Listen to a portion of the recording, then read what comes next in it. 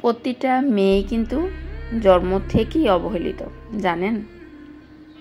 আমার এই কথাটা অনেকের কাছেই ভালো লাগবে না, আবার অনেকের কাছে ভালো লাগবে, অনেকে এটা মানতে নারাজ, কিন্তু আমি মনে করি এটা বাস্তব একটা কথা। একটা মায়ের গর্ভে যখন সন্তান আসে, 4 মাস থেকে 6 মাস থেকে পাড়া প্রতিবেশী, আত্মীয় স্বজন সবাই জিজ্ঞাসা করে, কি হবে, ছেলে না মেয়ে? কি হবে, ছেলে না মেয়ে?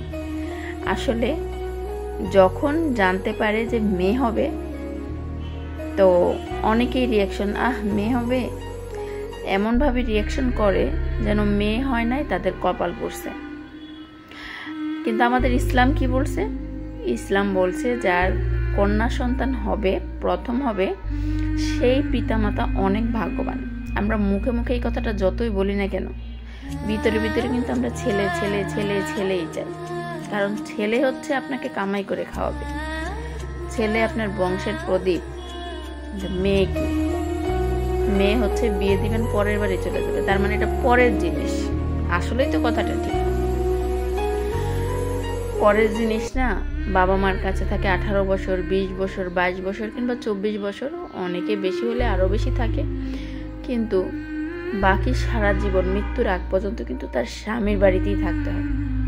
আর এই স্বামীর বাড়িতে, অন্য একটা পরিবেশে, অন্য একটা ফ্যামিলিতে যে প্রত্যেকটা মানুষকে একটা পেয়ে আপন করে নিতে হয়, এই জিনিসটা কি পারবে একটা ছেলে?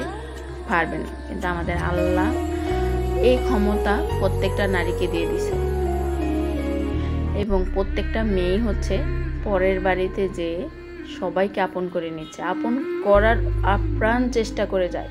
কিন্তু অনেকের কাছে আপন হইতে পারে, অনেকে পারে না। 19-তে 20 হলেই খোঁটা দেওয়া শুরু হবে শ্বশুর বাড়ির লোকজনের। যদি বাপের টাকা কম থাকে তাহলে তার কথাই নাই। আর বাপ তো মনে করেন যে অনেক বাবারা দিয়ে দিই, যাক বেঁচে গেছি, শেষ ঝামেলা। তো একটা মেয়ে সেই ছোট্ট যখন সে মায়ের গর্ভে আসে তখন থেকেই অবহেলায় অবহেলায় বড় হয়। তাই প্রতিটা মেয়েরই উচিত প্রথমে নিজেকে ভালোবাসা। যে অবহেলা করে তার কাছে যেও না, যে ভালোবাসে তাকে সম্মান করো, আরো বেশি ভালোবাসা দাও। এবং তুমি যখন ভালো থাকবে, তোমার চারপাশের মানুষগুলোও কিন্তু ভালো থাকবে, বা তুমি তাদেরকে ভালো রাখতে পারবে। কারণ জীবনটা তোমার জন্ম হয়েছে অন্যদেরকে ভালো রাখার জন্য, এটা স্বীকার করি আর নাই করি। যত শিক্ষিত হই, যত কিছুই হই, ডাক্তার হই, ইঞ্জিনিয়ার হই, তারপরেও কিন্তু আমাদের সবাইকে ভালো রাখতেই হয়। কেমন লাগলো জানি না, কথাগুলো বললাম কেন জানি এই কথাগুলো বারবার মনে আসছিল। তাই সবাই ভালো থাকবেন, স্বপ্না হাউসের পাশে থাকবেন। আল্লাহ হাফেজ।